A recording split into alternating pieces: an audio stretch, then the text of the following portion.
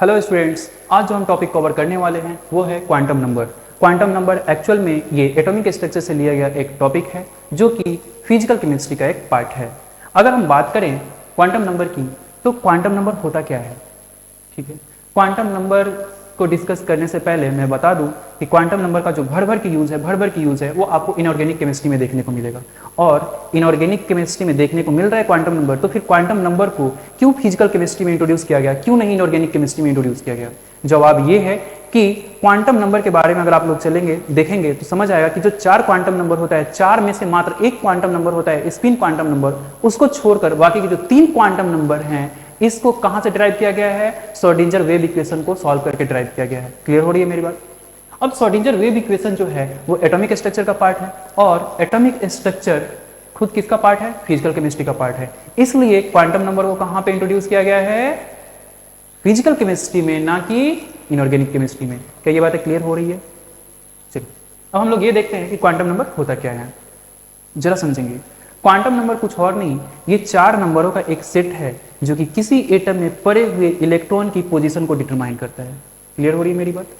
4 नंबरों का वो सेट जो किसी एटम में पड़े हुए इलेक्ट्रॉन की पोजीशन को डिटरमाइन करता है, उसकी एड्रेस को डिटरमाइन करता है, उसी को हम लोग क्या बोलते हैं? क्वांटम नंबर बोलते हैं। क्या बात कर रहे हैं? क्वांटम नंबर क्या है? क्वांटम नंबर ये 4 नंबरों का क्या है? 4 नंबरों का सेट है जो किसके बारे में बताता है? इलेक्ट्रॉन की पोजीशन के बारे में बताता है। किसके बारे में बताता है? पोजीशन के बारे में बताता है। मैं बता दूं, अब यहां से हम लोग एक चीज और देख सकते हैं कि कितने नंबरों का सेट है ये? 4 नंबरों का सेट है। इसका मतलब क्या है? क्वांटम नंबर कितने टाइप के होते हैं? क्वांटम नंबर की अगर मैं बात करूं तो क्वांटम नंबर कितने टाइप का हो जाएगा? 4 टाइप का। कौन कौन सा है? पहला आता है जो आपका वो है principal quantum number. Principal quantum number. दूसरा, अच्छा, प्रिंसिपल क्वांटम नंबर को हम लोग स्मॉल n से रिप्रेजेंट करते हैं। दूसरा है आपका azimuthal quantum number. Azimuthal quantum number जिसको हम लोग स्मॉल l से रिप्रेजेंट करते हैं। तीसरा है आपका मैग्नेटिक क्वांटम नंबर जिसको हम लोग स्मॉल m से रिप्रेजेंट करते हैं। और चौथा है spin quantum number. Spin quantum number, और इसको हम स्मॉल h से रिप्रेजेंट करते हैं। मैं जानकारी के लिए बता दूं कि इस 4 में से जो पहला 3 है इसको कैसे ऑब्टेन किया गया है? इसको श्रोडिंगर वेव इक्वेशन को सॉल्व करके ऑब्टेन किया गया है, जबकि ये जो स्पिन क्वांटम नंबर है इसको आर्बिट्रेरली अज्यूम कर लिया गया है। क्लियर हो रही है मेरी बात? तो अभी मैंने थोड़ी देर पहले बताया था कि ये 3 है किससे ऑब्टेन किया गया है? श्रोडिंगर वेव इक्वेशन को सॉल्व करके, और इसको क्या कर लिया गया है? सिंपली अज्यूम कर लिया गया है। क्लियर हो रही है मेरी बात? चलिए हम बताते हैं कि किस तरीके से हम किसी एटम में प्रेजेंट इलेक्ट्रॉन को उसकी पोजीशन के बारे में हम लोग पता लगा सकते हैं, उसके एड्रेस के बारे में पता लगा लेते हैं। चलिए आइए देखते हैं। अगर कोई एटम है तो एटम में क्या होगा? सेल होगा। सेल में क्या होगा? सबसेल होगा।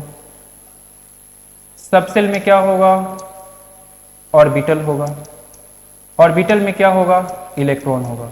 अब आप एक बात बताइए, अगर मेरे को इस इलेक्ट्रॉन की एग्जैक्ट पोजीशन पता करनी हो, मेरे को इस इलेक्ट्रॉन की एग्जैक्ट पोजीशन पता करनी हो, तो अपने को ये पता होना चाहिए ना कि ये इलेक्ट्रॉन किस सेल में है, उस सेल के किस सबसेल में है, उस सबसेल के किस ऑर्बिटल में है, जिस ऑर्बिटल में है उसकी स्पिन क्या है।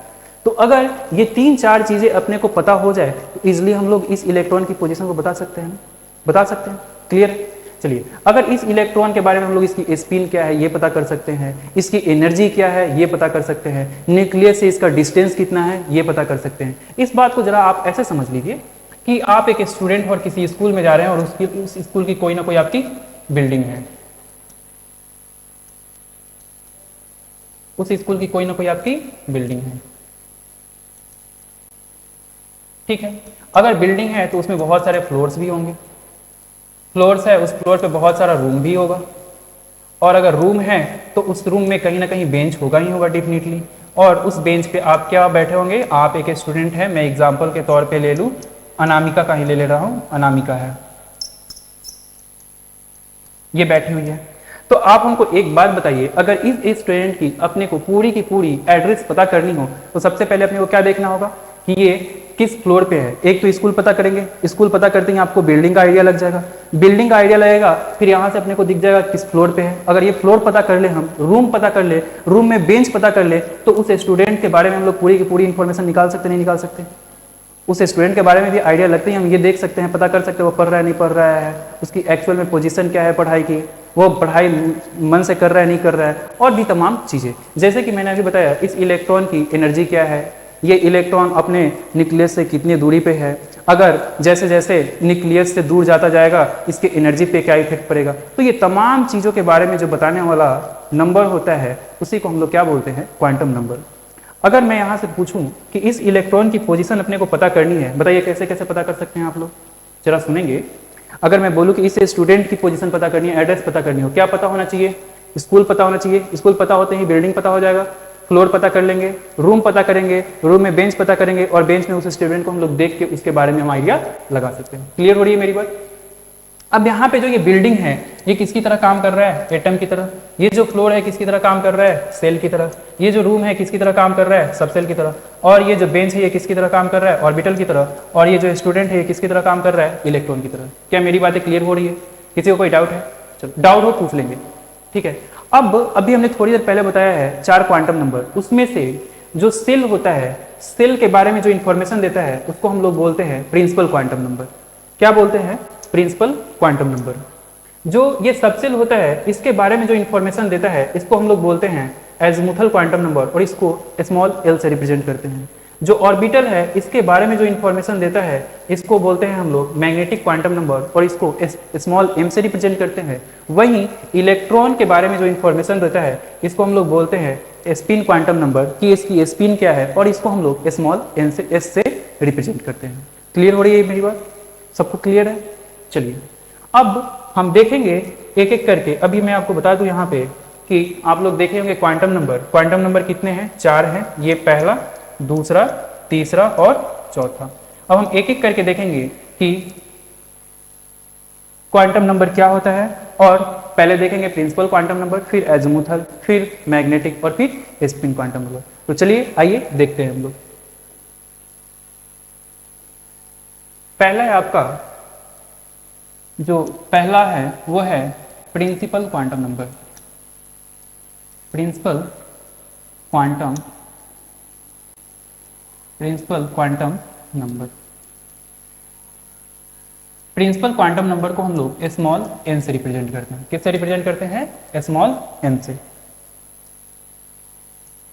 स्मॉल एन से ये किसके द्वारा दिया गया था, ये नील्स बोर के द्वारा दिया गया था। किसके द्वारा दिया गया था, नील्स बोर के द्वारा। ये किसके बारे में बताता है, इट टेल्स अबाउट, किसके बारे में, सेल के बारे में। किसके बारे में, सेल। या फिर इसी को हम लोग क्या बोलते हैं, ऑर्बिट। या फिर इसी को हम लोग क्या बोलते हैं, एनर्जी लेवल। इसी को हम लोग क्या बोलते हैं, एनर्जी लेवल। जरा आप ध्यान से देखेंगे यहाँ पे हो क्या रहा है। अगर कोई एटम है तो एटम में बहुत सारा सेल होता है, बहुत सारा ऑर्बिट होता है, उसी को हम लोग क्या बोलते हैं, एनर्जी लेवल भी बोलते हैं। तो प्रिंसिपल क्वांटम नंबर किसके बारे में बताता है, सेल के बारे में बताता है, ऑर्बिट के बारे में बताता है, या फिर उसी को हम लोग बोल रहे हैं एनर्जी लेवल के बारे में बताता है। और प्रिंसिपल क्वांटम नंबर को हम लोग किससे रिप्रेजेंट करते हैं, स्मॉल एन से। तो एन का वैल्यू कहाँ से कहाँ हो सकता है, एन का वैल्यू 1 हो सकता है, 2 हो सकता है, 3 हो सकता है, 4 हो सकता है, 5 हो सकता है, और इस तरीके से कहाँ तक जा सकता है, एन तक जा सकता है। अगर हम इसकी डेजिग्नेशन की बात करें, इसकी डेजिग्नेशन की बात करें तो डेजिग्नेशन क्या हो सकता है, जो फर्स्ट ऑर्बिट होता है इसको हम लोग बोलते हैं के सेल। क्या बोलते हैं, के सेल।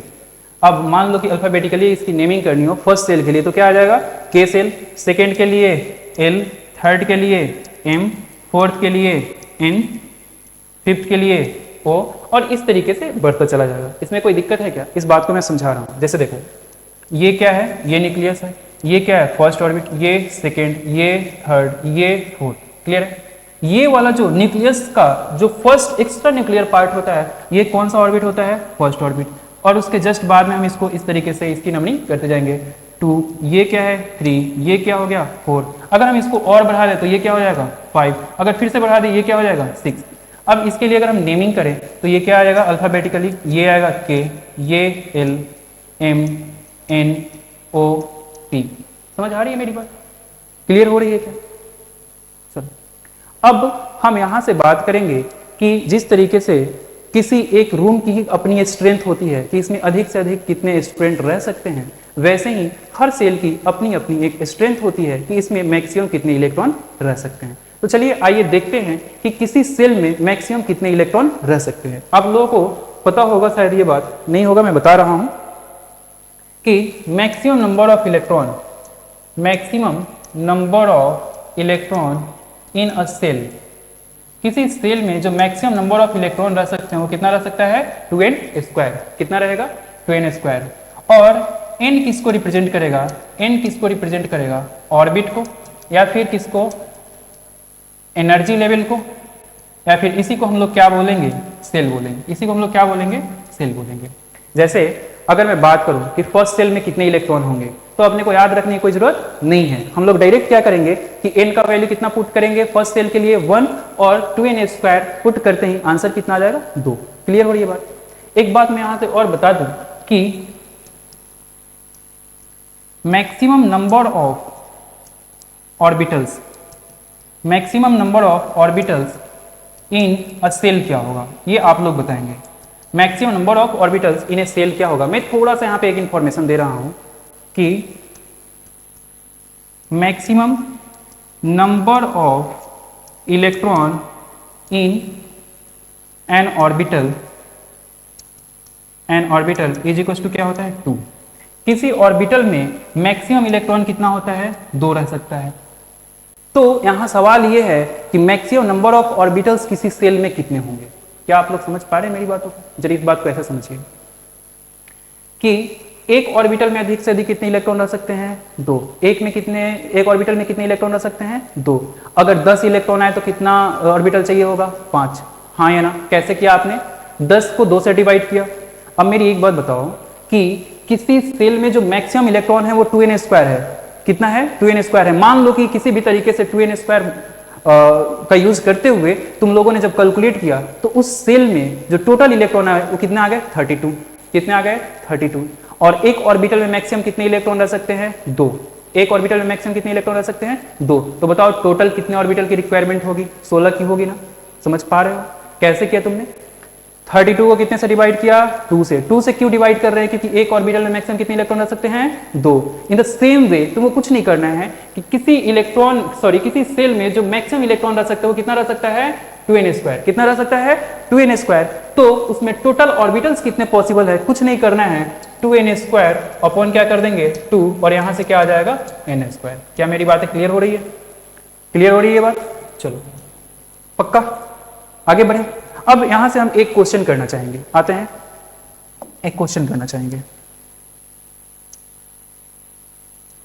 आप लोग जरा देखेंगे ना, अगर यहां पे हमने ले लिया n, यहां पे हमने ले लिया मैक्सिमम नंबर ऑफ इलेक्ट्रॉन्स,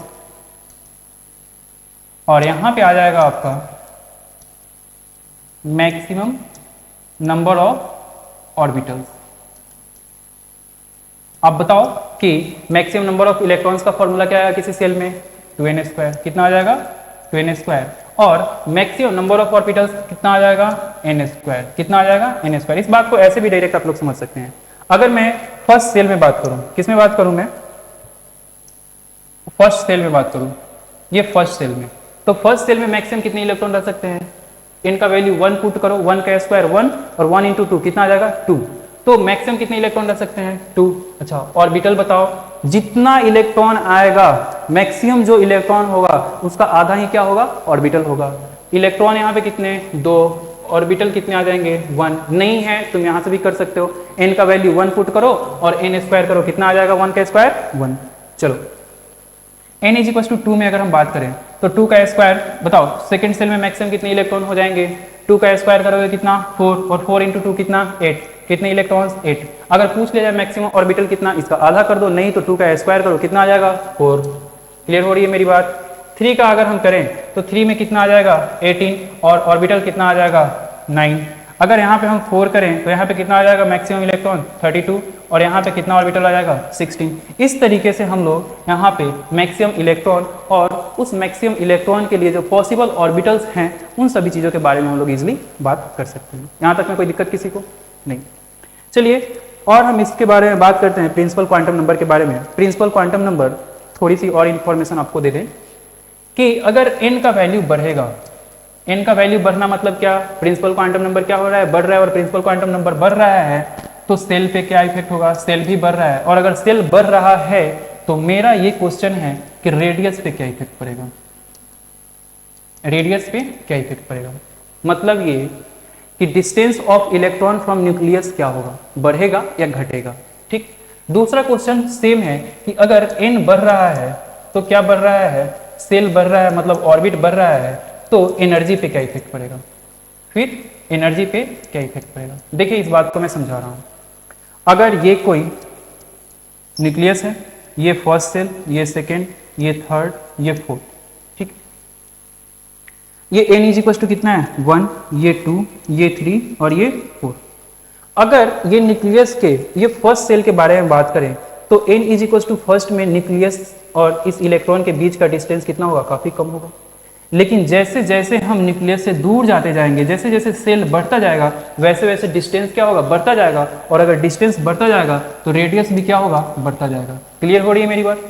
ठीक, इसी बात को हम लोग समझ सकते हैं कि आप लोग पढ़ चुके हैं कि अगर किसी रेडियस की बात की जाए कि किसी इलेक्ट्रॉन का न्यूक्लियस से बीच का डिस्टेंस क्या है, जिसको हम लोग रेडियस बोलते हैं, तो रेडियस अगर कैलकुलेट करना हो तो R N is equal to क्या लिखते हैं 0.529 n square upon Z angstrom. बोलो हाँ या ना, क्लियर हो रही है बात?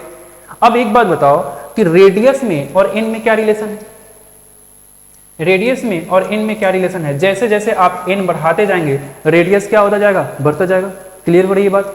जैसे जैसे आप ऑर्बिट बढ़ाएंगे मतलब सेल बढ़ाएंगे, मतलब ये जो सेल बढ़ता जाएगा वैसे वैसे आप तो यहाँ से देख के भी समझ सकते हैं कि न्यूक्लियस से जो इस इलेक्ट्रॉन की डिस्टेंस है वो क्या होती जा रही है, बढ़ती जा रही है। और बढ़ती जा रही है मतलब क्या बढ़ता जा रहा है, रेडियस बढ़ता जा रहा है।